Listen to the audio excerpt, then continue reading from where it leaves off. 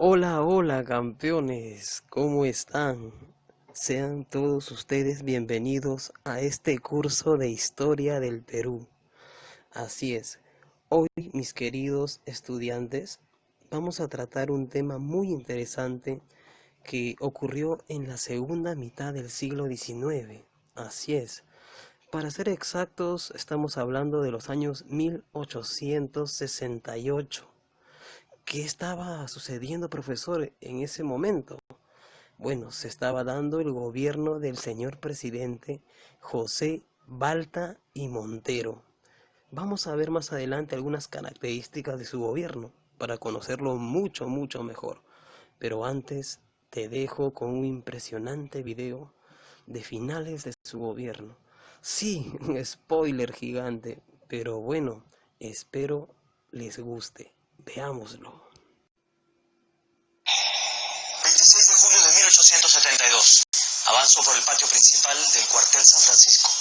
Al fondo a la derecha hay una pequeña habitación. La puerta está abierta. Hay un silencio sepulcral.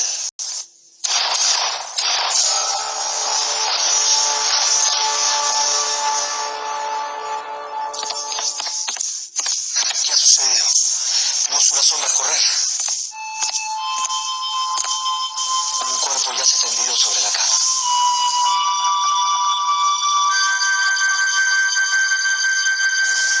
Es el presidente José Balta, que acaba de ser asesinado. ¡Médico!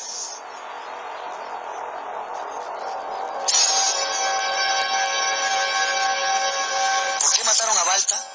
¿Quiénes eran esos tres hombres? ¿Cuál era el móvil? ¿Quién estaba detrás de tan cobarde asesinato? Para responder estas preguntas, hagamos la reconstrucción de los hechos. Sí, lo sé, campeones. Ustedes también se quedaron con las ganas de reconstruir los hechos, ¿verdad?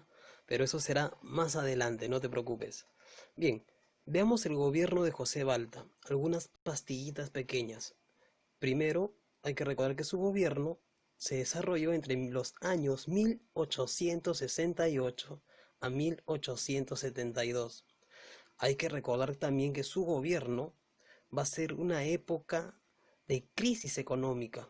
Bueno, sus primeros 2 años, producto de la guerra contra España. Así es, va a haber un gran déficit fiscal. ¿Para eso buscará una solución? Seguro que sí. Hay que recordar también que él tenía como visión convertir al Perú en un país moderno. Así es, al estilo de Europa, con esas líneas ferroviarias que conectaban todas las grandes ciudades. Y obviamente era la atracción y el progreso de un país. También, finalmente, será asesinado en 1872 por los hermanos Gutiérrez. Esto obviamente es otro spoiler. Ahora, la pregunta es, profesor, si usted dijo que había una crisis económica, un gran déficit fiscal, ¿dónde está la plata del guano? ¿Quién tenía el guano? ¿Quién controlaba el guano? Pues acá te lo respondemos. Mira, estos personajes que ves aquí, así es, estos de acá bien bonachones, gorditos y bien vestidos, son los consignatarios. Ellos tenían el control del guano. Ellos prácticamente eran los intermediarios entre el Estado peruano y los grandes empresarios europeos que demandaban este guano tan potente en nitrato de potasio. Así es, muy beneficioso para la agricultura, como tú debes saber. Sin embargo, ellos retrasaban los pagos de la venta del guano, especulaban prácticamente con la venta del guano, ya que al guano también les había salido competencia. Bueno, un guano de tipo artificial. Y eso obviamente hacía que en el mercado nuestro guano bajase su precio. Entonces el Estado no recibía puntualmente los pagos. Estos consignatarios peruanos fueron una traba para el Estado peruano, para el gobierno de Balta. Entonces se le ocurrió algo muy importante a Balta. Pero, ¿quién será ese personaje que le solucionará el problema a Balta? Aquí lo tenemos. Es el señor Nicolás de Piérola. Este personaje va a ser el nuevo ministro de Hacienda del señor Balta.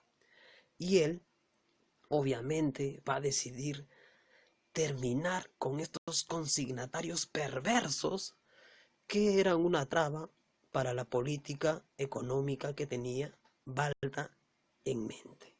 Acá le pregunta justamente a alguien como tú, ¿qué piensas hacer, Pierola? Y él dice lo siguiente: enviaré a mis mejores emisarios a Europa a conseguir a un gran empresario que tenga el control y monopolio de todo el guano y obviamente me dé jugosos préstamos. Espérense unos momentos. ¿De quién se trata? Piero Ladinos. Vamos a ver qué te parece entonces un videíto donde nos explicará un contrato el cual firmamos. Un contrato que tal vez sea la solución. A ver, veámoslo.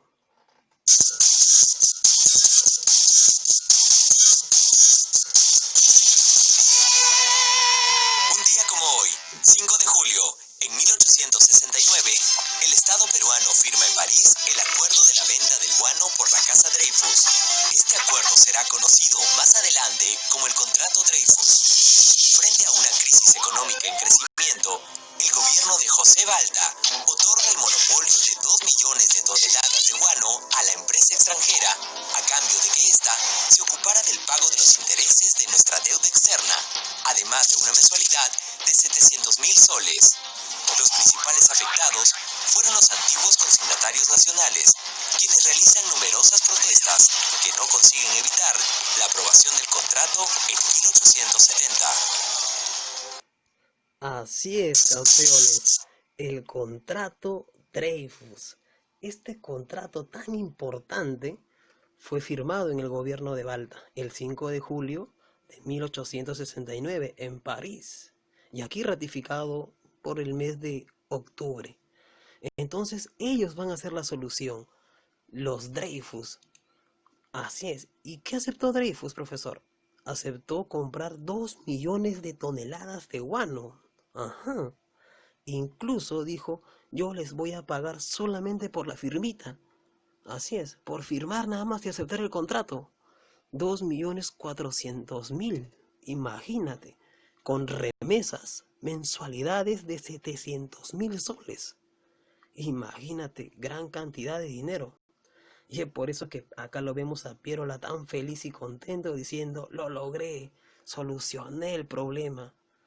No fue tan fácil, hubo incluso líos en el parlamento, debates, nos llevaron al juicio incluso al Estado peruano, los consignatarios, pero el Estado pudo salir limpio de polvo y paja, ¿no? Solucionando prácticamente su problema económico.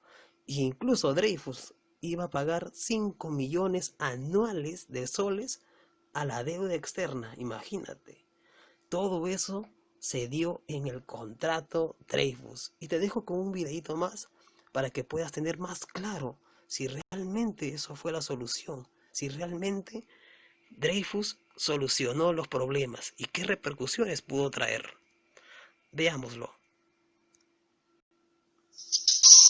En 1869, el gobierno del presidente José Balta anuló los contratos con los consignatarios nacionales del guano. Tuvo que librar una ardua batalla política emprendida por su ministro de Hacienda, Nicolás de Pierola, entonces un joven de 30 años sin conexiones con la élite económica.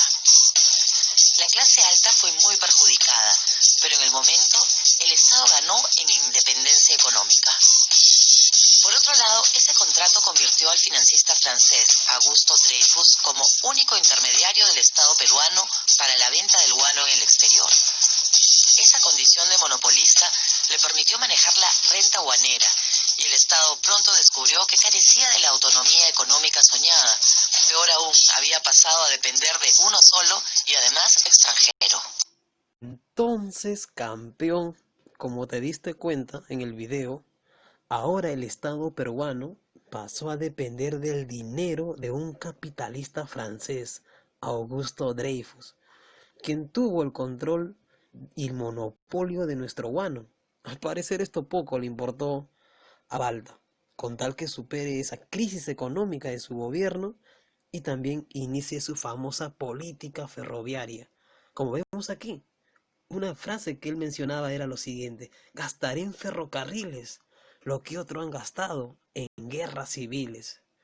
Claro, pero todo esto no fue del todo bonito, porque te cuento que esa política ferroviaria que impulsó Balta y que pensaba que iba a ser justamente el surgimiento y progreso del país, fue un fraude.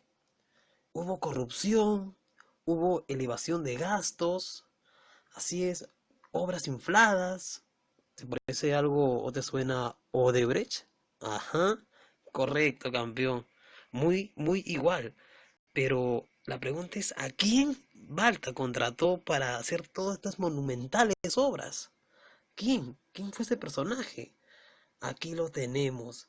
Es el señor Henry o Enrique Meix, conocido como el Pizarro Yankee. Te cuento un poquito de su perfil. Fue un prófugo de la justicia en Estados Unidos. Sí, en Estados Unidos. ¿Qué había ocurrido? Que el hombre había robado cheques del municipio de California y obviamente se los había gastado todas. Pero bueno, a este tipo de hombre contratamos, a este personaje oscuro. Y él se encargó de estas obras. Las obras, por ejemplo, que conectaban Mollendo Arequipa en la sierra, Arequipa Puno en la sierra, la gran obra y monumental Lima Loroya, que lo hizo al lado de un famoso ingeniero polaco llamado Ernest Malinowski.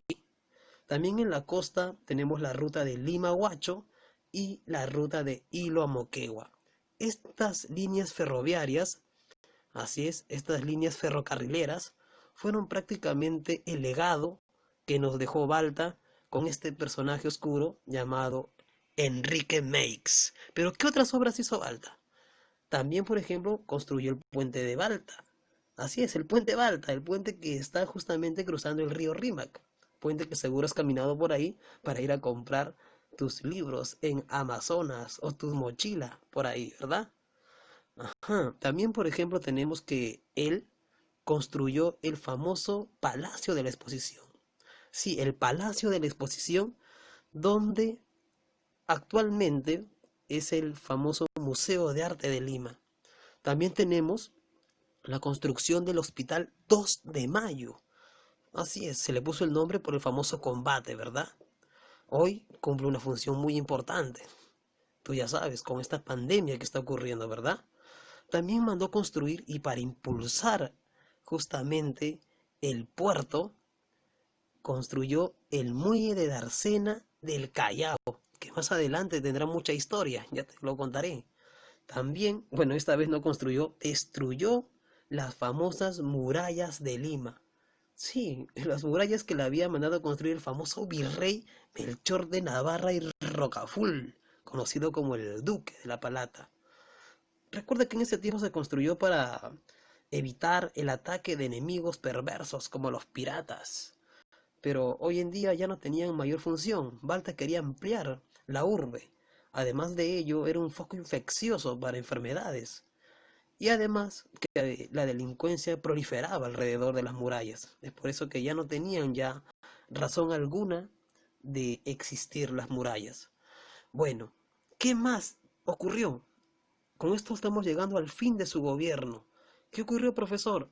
Te cuento que se rebelan unos hermanos llamados los Gutiérrez. Te pongo en contexto. ¿Te acuerdas del video cuando asesinaron a Balta?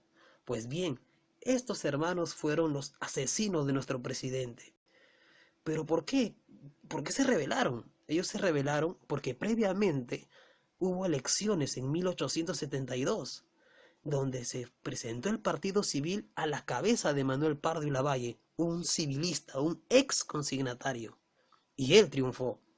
Así es. ¿Sobre quién? Sobre el famoso y viejo zorro llamado Echenique, otro militar del viejo cuño. Pero bueno, te cuento que ellos trataron de impedir el ascenso de este partido civil. Sin embargo, no lo van a lograr. Pero, ¿a costa de qué? A costa de la muerte del presidente Balta, que fue asesinado. Bueno, cuando el pueblo se enteró de que habían asesinado al presidente, salieron en grupos hicieron barricadas en el centro de Lima, así es, en Plaza de Armas, y trataron de encontrar a estos salvajes que habían matado al presidente. Los ubicaron, mataron a Silvestre primero, luego asesinaron a Marceliano y finalmente a Tomás. Una vez capturados, los cuerpos de los derrotados hermanos Gutiérrez fueron colgados, campeón, desnudos, asesinados, mutilados en el atrio de la Catedral de Lima. Y luego, después de asesinarlos, los cortaron prácticamente las sogas que ataban los cuerpos, los hicieron caer desde 20 metros de altura y luego para incinerarlos y quemarlos en la capital. Un acto terriblemente salvaje.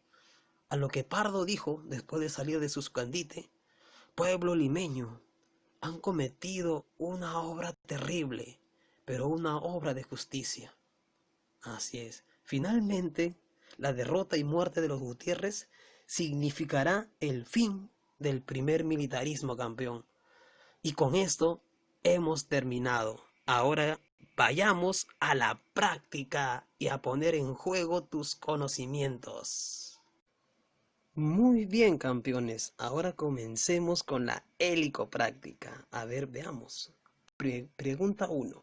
Numere según el orden cronológico de la etapa del primer militarismo. A ver, veamos si ese orden que nos han dado es correcto. A ver. 1. Agustín Gamarra enfrenta a la Gran Colombia. Así es. A inicio del primer militarismo, Agustín Gamarra, este caudillo cusqueño, enfrentará a la Gran Colombia de Bolívar. 2. Santa Cruz forma la Confederación Perú-Boliviana. Así es. Allá por el año 1836, Santa Cruz logró unir al Perú y Bolivia en una sola nación, la Confederación Perú-Boliviana. 3. Castilla realiza la revolución de 1854. Correcto, recuerda que Castilla se va a rebelar contra el gobierno del corrupto Rufino Echenique y el famoso escándalo de la consolidación. 4. Se da la elección de Manuel Pardo y Lavalle. Así es, recuerda que en el mes de abril se dio las elecciones donde salió triunfante Manuel Pardo. Y finalmente fue asesinado el presidente Balta. Así es, allá por julio de 1872. Vamos a la pregunta 2. 2. Explique en qué consistió el contrato Dreyfus.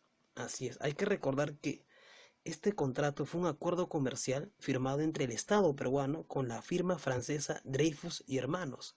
¿Para qué? Recuerda, para salir de ese déficit económico en el cual encontró el gobierno Balta. ¿Y qué le dimos a cambio? Le dimos todo el guano de las islas que teníamos. Es por eso que ellos controlaron el guano, o sea, tuvieron el monopolio del guano. A ver, pregunta 3. A ver, ¿qué se observa en la imagen? Vemos una catedral, vemos dos muertos colgados. Así es, fue el triste final de la famosa rebelión de los hermanos Gutiérrez. Clave, dedo. Pregunta 4. Vemos 3 imágenes. A ver, vamos a ver la segunda imagen. ¿De qué se trata? Es un puente, por ahí pasa el río Rímac. Ajá, se conecta con el centro de Lima. Es el famoso puente Balta. Muy bien. Vamos a la primera imagen. A ver. Esto juega un papel muy importante hoy día en la lucha contra la pandemia. Ajá, es un hospital. Es el hospital famoso 2 de Mayo. Y finalmente en la imagen de abajo podemos ver esta gran obra monumental de ingeniería que conectó desde Lima hasta La Oroya. Muy bien. Pregunta 5. Lee atentamente y responde. ¿Con qué objetivo se construyó el Real Felipe? El Real Felipe, este castillo, te cuento que este castillo ubicado en el Callao fue construido en el siglo XVIII con el propósito de resguardar la capital del asalto de piratas y corsarios que querían invadir nuestra ciudad y obviamente robarse las riquezas de la ciudad de los reyes. B. ¿Por qué crees que el presidente Balta mandó demoler estas murallas? O sea, se refiere a las murallas que se encontraban en Lima. Bueno, esto te recuerdo que Balta lo hizo porque tenía un programa de expansión urbana. Además, lo consideraba un factor de riesgo debido a la propagación de enfermedades dentro de la ciudad. Y muy aparte de ello, recuerda que a sus alrededores pululaba el hampa, los delincuentes. C. ¿Dónde está ubicado el Parque de la Muralla actualmente? Te cuento que el Parque de la Muralla se encuentra en la intersección de la avenida Amazonas con la avenida Bancay. Así es, en el cercado de Lima. Espero que pronto, cuando pase todo esto, puedas visitarlo. Muy bien, campeones, espero que les haya gustado este video. Continuaremos estudiando en el próximo capítulo lo que ocurrirá en el Perú durante el famoso gobierno del primer presidente civil de la historia, Manuel Pardo y Lavalle. Pero eso es otra historia. Cuídense mucho y quédense en casa. Y no te olvides también, practica, haz tu helicopráctica y tu helicobalotario. Cuídate, adiós.